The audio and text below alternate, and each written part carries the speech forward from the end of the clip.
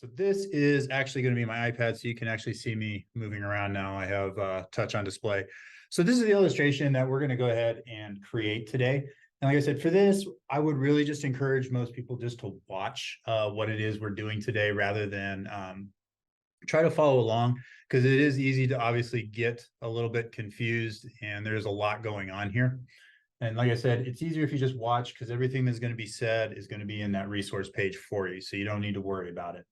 But let's go ahead. I'm going to go back. And if you haven't used Adobe Fresco yet, and this is your first time, again, it is, like we said, Procreate. So it is a drawing app that's meant to complement the rest of the Adobe products. And you can see when you open up Fresco, you do have, just like every other Adobe product, you have your recent projects.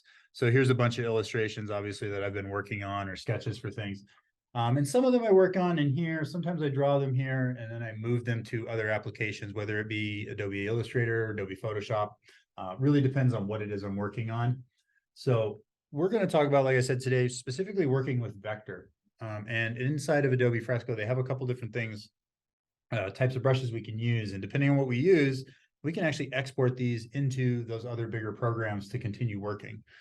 So today what we're going to do is I'm going to go ahead and just pick a standard size paper sheet in this case. And you can obviously, again, most of these you can create custom sizes. So depending on what it is you're going to generate, you obviously would be able to go ahead and pick a size you want. In this case, I'm simply going to pick this standard my size one I have right here. So if I click on it, it's automatically going to open a document. Now, if you haven't played with the program before, I am going to go over some of the basics. So bear with me, those of you guys that have messed with this quite a bit. It has a lot of touch key things. So if you take two fingers and pinch, it will shrink. If you span, they go out.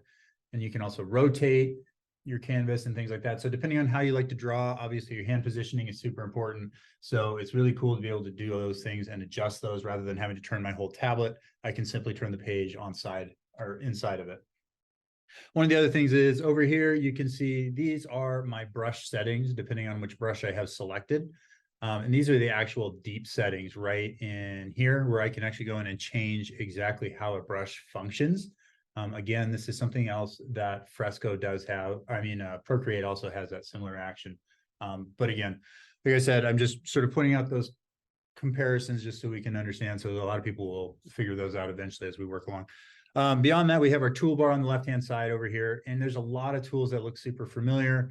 You're going to see a lot of things that are in Illustrator, Photoshop, and things like that. Up here, we have three different types of brushes, and these are probably the most significant things to point out is these up here at the top, you can see all these little squares sort of around it. Those are considered pixel brushes. So those will have gradients and feathering effects and things like that built into them. A lot of special effects brushes work that way as well. So depending on what you're creating. Below that right here, these are considered live brushes. So here, let me actually go ahead and I'll just demonstrate. So if you click on it once and you click one more time, it'll open up all of the brushes that you have available. So these are the preset ones in here. I think I downloaded some watercolor brushes, but the rest of these were already in the app. So inside of these, there are tons of different brushes. So if I go in here and I pick FX, for example, I can pick something and I'll go back. And as I draw, you can see this is what a pixel brush will do. It'll have different gradient effects. And like I said, it'll have different textures, etc. So one cool thing to point out, though, is if you look over here on the side, you can see here's a little thumbnail. You can't really name these, unfortunately, but I can see this is a graphic. But if you look behind it, I have that checkerboard. And that checkerboard is simply saying to me that this background is transparent. So every time I create a new layer, it exists as a transparent layer over the existing layers below it. Now, if I want to undo something up here towards the top, you can see I have undo and redo. You can also use a 2-finger tap to undo and a 3-finger tap to redo. So I've obviously touched the screen a lot since then. So you keep doing it until it undoes. Now, again, so like live brushes, for example, if I open these up, I have oil and I have watercolor. I think watercolor is one of the coolest ones. So I'm going to go here and I can change colors. There's two different places to change my colors. You can see right here. And if I scroll down to here, these are both where I can pick my swatches. So if I go ahead and click on that, you're going to notice up here at the top, here is my color wheel and my color settings. Down here at the bottom, you're going to see here's my recent colors. I also have the ability to click on all, and it will show me here's a bunch of presets that I've used in different projects, for example. Now, the cool thing is, like I said, I'm going to show you guys today how to bring in a palette existing from a static image, which is really easy, which is awesome for Fresco to do this. But real quick, let me just show you how this brush works. So I'm going to go ahead, and a live brush will function over time. So just like a watercolor, if I take two different colors, let's go ahead, and I put them next to each other, they will go ahead and actually begin to act like a watercolor would and blend into one another. So these are live brushes. Now, let me go ahead. I got to start swinging it real fast. The last set of brushes, which is the ones we're going to be playing with today, is this set right here. And these are considered vector brushes. Now, vector brushes do not have gradients very well. They don't do a lot of things like that. They are great for generating lots of little details, and a lot of people are not comfortable trying to draw or illustrate necessarily, for example, in Adobe Illustrator. It takes a long time to get really used to playing in that program, I feel like. So in here, let me just pick a color. When I draw, got to get some things off my screen. You can see it's just going to create a nice clean edge. And again, all of these brushes that we're using, if you're using an Apple Pencil, are obviously going to be pressure sensitive. So the harder I press down, the thicker the line or the larger the effect is applied over a space. So to example, real quick, let's go ahead. Let's go to basic. I'm going to select taper. Now, the less I press, the thinner the line, the thicker I begin to press, the thicker it'll get. Now, this, you can set your brush's weights over here on the right-hand side by moving the slider up and down, and that will put it at its maximum weight. So at its max pressure, it'll be that wide. So you can change those based on what you're doing or your level of comfort, depending on what you're working on. So that's how we can sort of set those brush sizes. So let's go ahead, clearing that out. If we look on the right-hand side, obviously here is our layers on the right-hand side. Actually, I can actually circle them now, which is kind of cool. And then to the right of those, we have right here. Here, let's clear those out. Right here is our new layers, which is super important. Visibility below that, and we have the ability to clip to layer below, right below that. So similar to Photoshop, if you've applied effects and things like that, they are in there. Now, you also have the ability to look at settings. If I click on this bottom one here, I can adjust some of these global appearance settings. And again, these are things that you've seen in Photoshop before, and you can again clip those to the layer below, just like you normally would. So it's kind of a blend of a lot of different programs, but the great thing is they've given you the ability to go ahead and use a pencil, which anybody that draws, this is the smoothest transition from drawing traditionally or illustrating traditionally to doing something online and making it digital. So I think it's a great thing. And also I think it has a lot more character when you illustrate than it does working, for example, using the pen tool or something in photo or in Illustrator or Photoshop for that matter. So let's go ahead. We'll point out some of the rest of the tools as we get going here. And like I said, they'll become more important a little bit later on, but let's go ahead. And the first thing we want to do is go ahead and import a image. So I'm going to go and click on here. I'll select photos. And from in my photos, you can see I have a ton of screen captures, which is not what we're looking for. What I'm going to go ahead and do is one of those downloads that you have is this right here. And it'll drop in that image, and immediately it's going to ask us to scale it and then go ahead and place it. So similar to Photoshop. Now, if I drag from the corners, it will scale my image proportionally. If I grab from the handles on the sides, top or bottom, it will go ahead and it'll begin to distort it. So depending on what you want to do, like I said, I strongly encourage everybody to use the handles on the outside just to keep proportion. Once we have it set where we want, we can go ahead and click done. And that'll place it into my image. Now you'll notice it created a new layer over here. Now, what we're going to go ahead and do is we're actually going to move it down a layer in this case. So we can go ahead, if I click and hold on this, I can drag it underneath, and that's how we can go ahead and reorder layers as we're working. Now, on this layer, obviously, I do want to do a couple things, and one of them is I want to go up here to my settings for my layer, so my layer properties. If I click on that, and it gives me a couple options, and we really only need two of these. We can title this layer. We can also go ahead and change its blend mode. In this case, we're going to set it to multiply. and we're going to drop our opacity down to roughly 50. Now, the reason I changed my blend mode to multiply is because multiply functions in a way where it only allows us to retain the darkest parts of the image, where it will make anything that's getting close to white or pure white basically transparent. So we can actually draw underneath it and still see our drawing while we're working. So that way we can actually be a little bit more accurate rather than drawing directly over the top of it and then having to hide every layer as we work.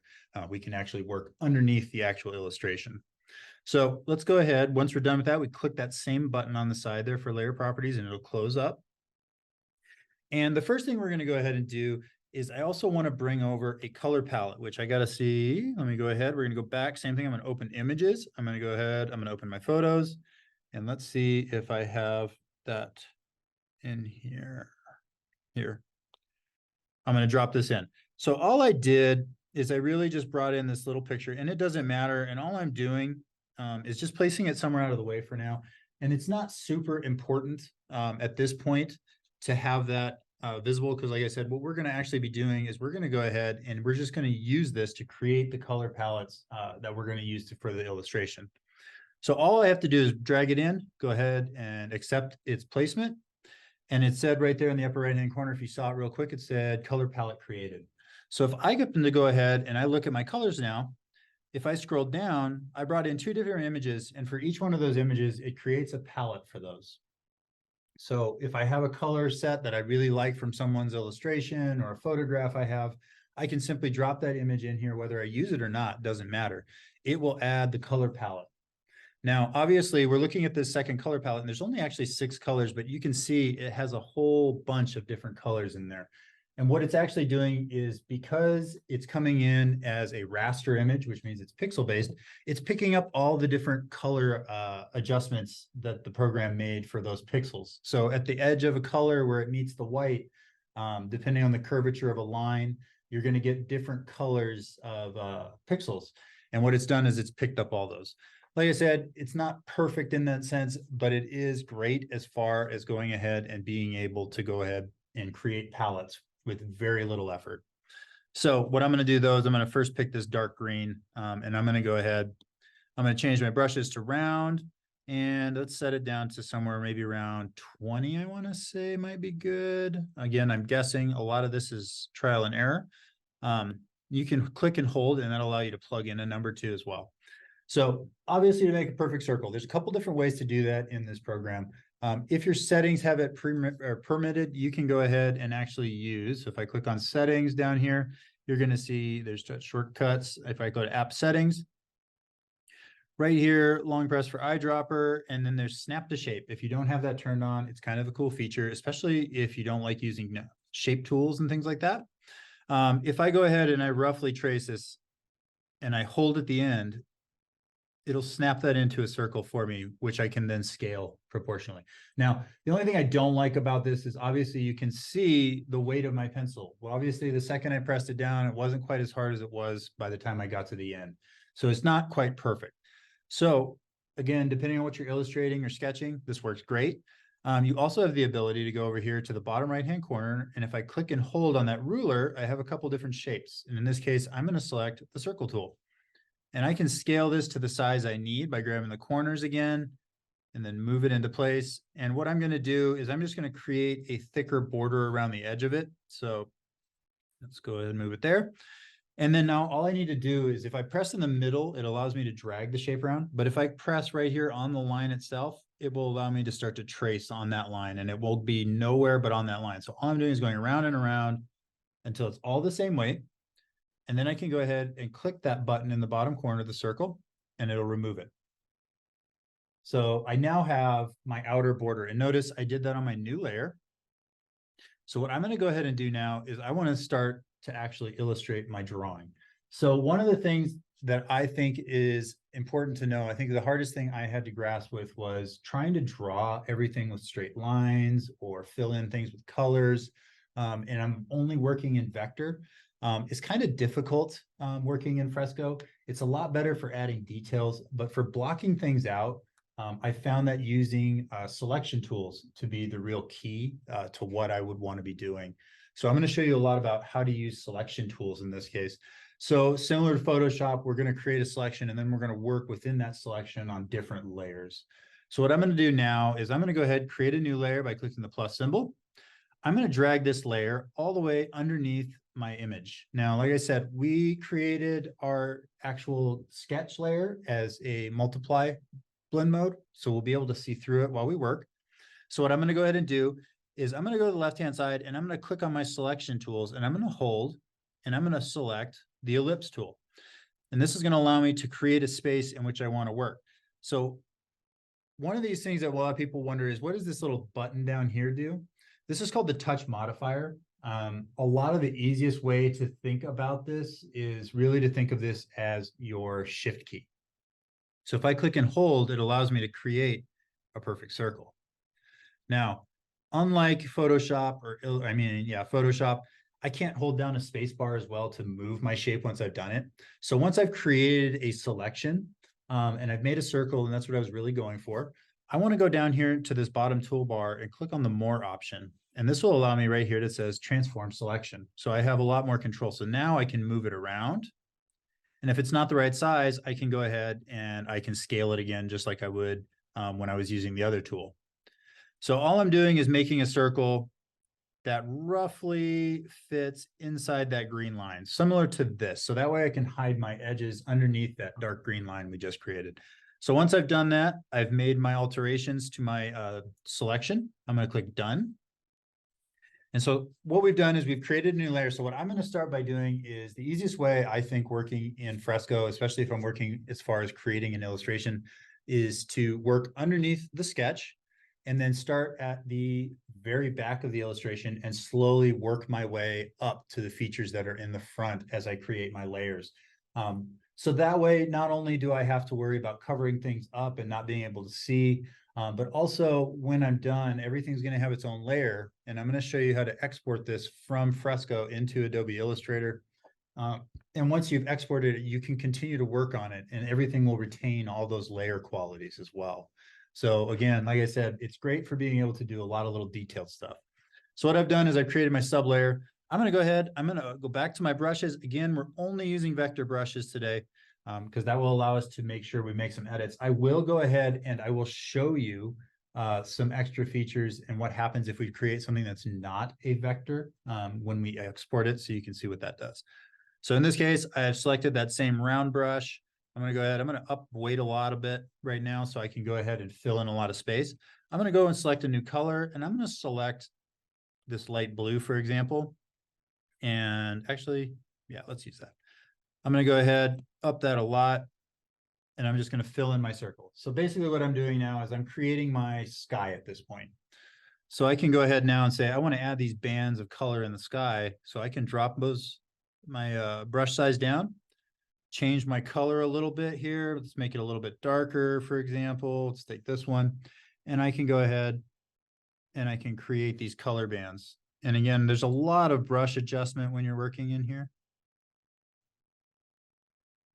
Now, one thing to keep in mind is while you're creating things in here, every time you make a stroke, what'll happen is when we export this to the other program, what's actually going to happen is every time I made a stroke, it will create a new shape. And at least that's how it used to work. We're going to see if it will create new shapes, if they're individual, or if they're touching, if it'll combine, which would be something new because a lot of things have changed since Adobe Max a couple of weeks ago. So we're going to take a look because I haven't actually messed with it enough to see if that effect actually occurs. So the last thing I want to go ahead and do is I want to create that sun in the middle. So I'm going to go ahead, I'm going to go back to my selection tool. I'm going to click on more and I'm going to select transform. And all I'm doing is creating a smaller circle here. And this is just a temporary thing. Click done. I'm going to go ahead and I'm going to select the color white because I do want it to be its own layer. So I'm going to go ahead and select my brush. We'll fill it in white. So I have this white sun shape in the background. And then we can go ahead. I'm going to go back. I'm going to change my selection tool again one more time. So I'm going to be working, a lot inside of the selection tools because it constrains the edges of my illustration for now. Because right now, all I'm trying to do is get the basic shapes filled in. And once they're filled in, then I can simply go ahead and start to do all my details once I've actually completed those fills. So we've created our first layer. I'm gonna go ahead and click done. So we have our sky layer you can see right here. I'm gonna go ahead, I'm gonna click plus, and so it adds a new layer, but notice it adds a new layer above whatever layer you currently have selected. So all I'm gonna do is click and drag that down underneath. This time I'm gonna go ahead, I'm gonna add my mountains. Now, one cool feature is because I wanna keep it inside that circle, I could simply take the selection away and try to trace it out. The other thing is we can actually remove parts of that selection. So in this case, we wanna remove the top part so we have the top of the mountains. So what I'm gonna do is go to my selection tool, click and hold. I'm gonna select the lasso tool. And similar to holding the, I think it is the Alt or Option key in Photoshop while using a selection, if I hold that down by holding my touch modifier and draw a shape and then loop back to the beginning, it'll remove from that selection. So what I've done now is I've removed the sky. So I could simply now go ahead, select my vector brush, take my darker mountains, for example. Whoops, I keep forgetting I got to switch back over. So we got to move this layer above the sky. So let's go ahead up that really big. So there is now my mountain range. Now, again, you can see now, you can still see my illustration, even though I'm drawing underneath it. And if I ever want to see what it looks like, if I go over here and click on that illustration layer and then click on the eye, it'll remove my sketch so I can see exactly what I've created so far. And I can turn it back on by just clicking it one more time. So next thing is though, unfortunately, what we need to do next is we're going to go ahead and I'm going to do this one more time, because what we're going to go ahead and do now is we are going to create this tree line in the back. So I'm going to create a new layer. We're going to move it under the sketch. I'm going to take the lasso tool. I'm going to hold the touch modifier one more time. And I'm just going to create a sort of rough tree line real quick. We're sort of going for a very, I had my son at Target yesterday, so this is a very Target inspired decoration style apparently. So we've gone ahead, we've added our trees. I can go ahead again, pick my new color. In this case, we're going to use green, my vector brush. So let's go ahead, really fill it in. This is the fastest way to fill in those spaces. Otherwise, you have to spend a lot of time being very specific about where I'm clicking and drawing. So we've done that. So the next thing is, let's go ahead and create our ground layer. So we can do the same thing. Selection tool, we're going to create a new layer. And you're going to notice there's a ton of new layers. And every time I add new layers, like I said, the whole purpose is when I'm done, it gives me the most ability to edit it inside of Adobe Illustrator. So what I'm going to do now, again, same thing. I'm going to hold my touch modifier. Select that. I can now create my ground layer. So let's go ahead. We'll pick a brighter green. Let's pick something like this. There we go. And the last of those is going to be, we're going to hold that again. We're going to hold this down, and I'm going to trace out the outside edges of my path. And I can now go ahead and add some dirt or gravel, whatever I want to use. So let's say we use this tan color brush. And again, you can simply go ahead at this point, and let's say I want to change and add some details. I could go in and pick some other colors, and we could change our brush size.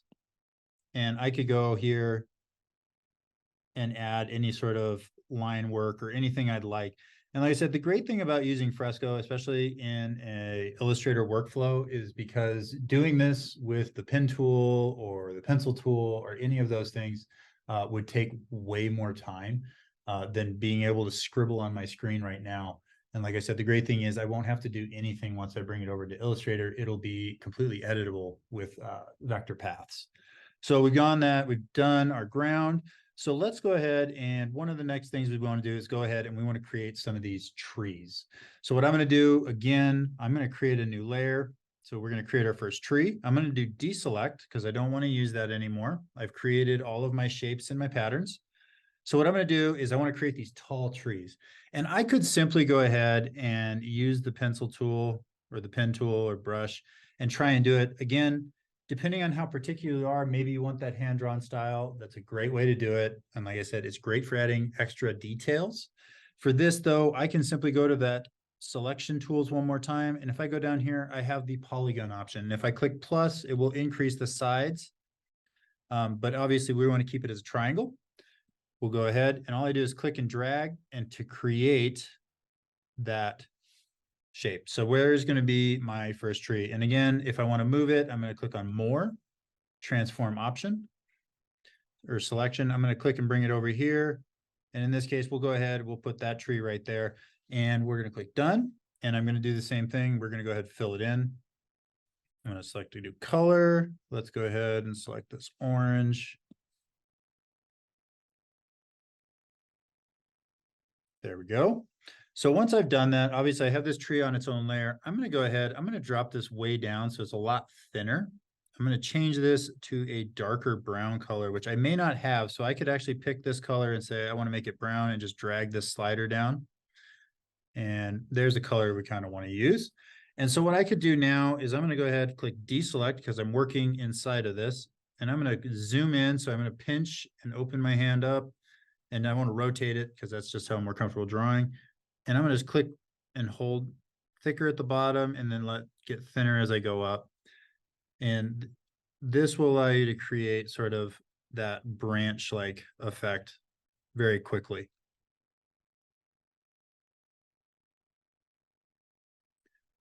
So there's my first of mini trees.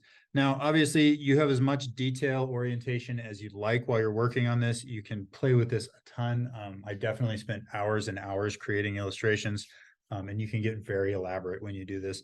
But for what we're going to do today, I'm just going to go ahead. I'm going to create that one tree for that. And I'm going to go and we'll do the same thing. I'm going to do it fairly quickly here. We'll do the other two trees. And you notice I started with the tree that was in the back over here. I'm going to do this tree next to the right. So I'm going to go ahead, create a new layer. Just like we did, create another tree, transform my selection. I'm going to move it over. Done. I'm going to go ahead and select a different color. So this time, let's go ahead and pick, well, maybe we should pick the same color. We'll use orange next or yellow next. So brush, fill it in, scribble, scribble, scribble. It's kind of satisfying not having to really think about it. Now, I do want to point out this. I'm going to go deselect. I'm going to go back over here to pick those colors. In that recent section right here, notice I can actually look and here's that same brown. So it shows me the color I used last, the one before. So if I ever am confused and not sure which color I used at some particular point in time, I can actually look through it. It's like a brush history and it tells me all about it. So I can go ahead. That is way too thick.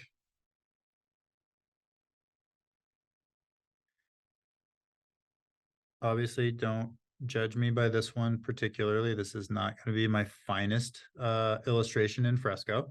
So there we go. We got our second tree. So let's go ahead and we're going to add one more. So I'm going to do one last tree. And in that sense, we're going to do the same thing.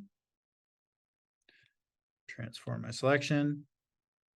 That is one nuance that I wish they would adjust, but they haven't done it yet. Click done. So this time let's pick yellow over here, like a gold color.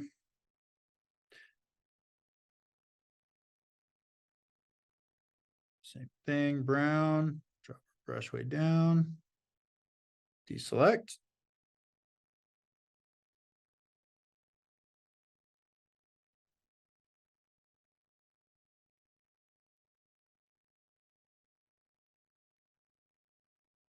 Okay, trees. I got 3 trees. Perfect. All right. So the great thing is, depending on these different tools that I have or these different layers, I can simply go ahead and if I didn't like the size of this first tree, for example, maybe this one was too big or it's in the wrong place, I can select that layer and go to this side. And this button right here will go ahead and allows me to create transform. And I can go ahead and I can now move that entire thing as a layer, which is why I create all of these in segments or layers in this case.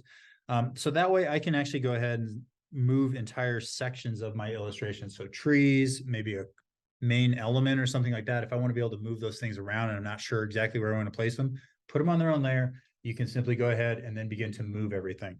So I'm going to go ahead. And the other thing I can do now is I can say on this layer, let's say I want to use that same tree again. If I go to the 3 dots on the right-hand side right here is duplicate layer.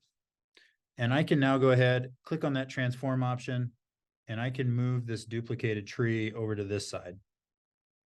So let's move him there.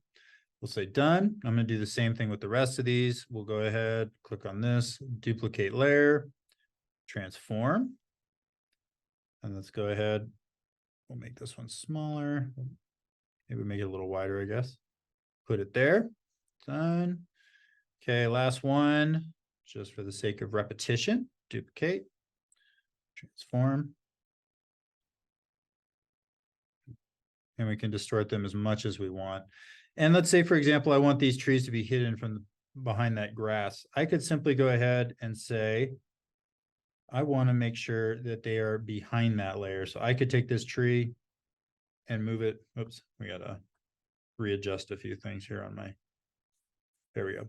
Click and hold. If I move it below that layer, I can hide the trunks of some of these trees if I wanted to. So something else to keep in mind is being able to keep everything in layers is great because it allows me to have a lot more control over where I'm putting everything and how much editing we can actually do. So we've gone ahead, we've done those. Now, really what comes next is going ahead and doing your detail work. And the biggest thing to remember is when you guys are working in here, you want to make sure that you're working on the correct layer. And we also, at this point, we don't really need to see the swatches anymore. We've already collected their library. We can click on those three dots and we can simply go ahead and click on delete layer and it'll remove it. And also I'm going to go ahead and hide my sketch because I pretty much have everything lined out. Now it's time for me to go back and clean up everything I want to work on. So I'm going to go ahead, click the eye, hide that layer. And at this point, I can go ahead and select which layer I want to work on. So for example, let's say the mountains. I'm going to use the eyedropper tool. I'm going to select the same as the sky. Let's pick a different brush. So we'll use the taper. And I could go in here and add like snow to the top of the mountains, whatever it may be that you feel like doing. Like I said, at this point is when you could spend the most time, and this is when you will spend the most time, but this is when Fresco is the most useful as far as creating an illustration that's going to be moving over to another program, is because sometimes creating these little details is super time consuming. So I use it when I'm creating very detailed drawings or things like that. Like I was doing a poster of a T-Rex the other day for my son. You can see in that one, there's a ton of little details that I didn't want to generate by hand, especially in the face. So I did a lot of them here in this program, and then I just moved them over. So let's say we've done some mountains, some snow caps. We can also go ahead and let's go to the grass level here and let's pick a slightly darker green. So I'm going to pick this. Let's see what's darker than that. So let's pick maybe this one. And if I want to draw directly on this layer without messing with it, I could also still go ahead, go to my selection tools, and I still have Magic Wand, which is sort of outdated in Photoshop now, but in Adobe Fresco, still super useful, especially with vector, because vectors are mathematical paths that it's creating. You get an entire selected area. You don't have any leftover pixels or things like that. It selects everything perfectly. So we can go ahead now. I'm going to take this same tool. We're going to use that brush. Say I want to add just a darker element to the edges of my illustration here.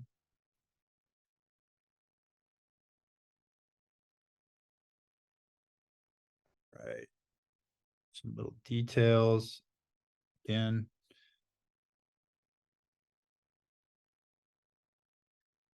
It's very open-ended. Maybe we don't need those circles. That is one of the things when the lines get real small, you need to make sure you zoom in. Okay, so once we're done, I can click deselect. At this point, the great thing about Adobe Fresco too is you notice at any point I didn't save at all during this project. And that's because Adobe Fresco is web-based, which means all I have to do is click this back arrow. It's automatically saving to my application for me. So right here, it says right what it is. I didn't title this, but right there, it's been backed up to the cloud. So if I click on it again, it'll open right back up. And again, it retains all of my layers over here. So everything stays intact. We don't actually have to save. So if we want to share it with anybody, though, we can't really send this as it is. So up here in the upper right-hand corner is the export options. Now you have a couple different ways to do that. Exporting a snapshot is kind of like saving it to your camera roll, and just creates a little JPEG that you can go ahead and share with anybody and anyone can see it. You also have quick export, or open a copy. And that's what I'm going to look at too. And there's another one in here that's really kind of neat is right here is view time lapse. So every time you work in Adobe Fresco, it automatically creates a time lapse of your illustration. So if I go ahead and click on this, it'll show us what I did from the very beginning till the second I quit drawing. So if you ever want something that's great to put on, for example, social media, things like that, this is a cool thing. It automatically does it for you, and you can export this and drop it into Rush, Premiere Pro, whatever it is you want to do your editing in, and then upload it to, whatever you like, Instagram, etc. So that's a cool feature. The other thing that I want to show is a share link, which unfortunately I don't think any of the other Adobe team is on with me right now. But if I do that, I can create a link, and what it creates is a URL for this particular image. And you can share that link with other people, and they can leave you comments, just like they can in any of the other programs now. And so they can give you feedback in real time, and you can go back and make those edits inside of here as well.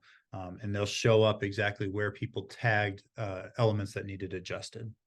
Now, thing I like the most is if I go ahead and click on open a copy, I can choose. So if both of your computers or your laptop, your desktop, or in your iPad are all connected, whichever one you're using, to the same network, I can simply click and go ahead and say open in desktop.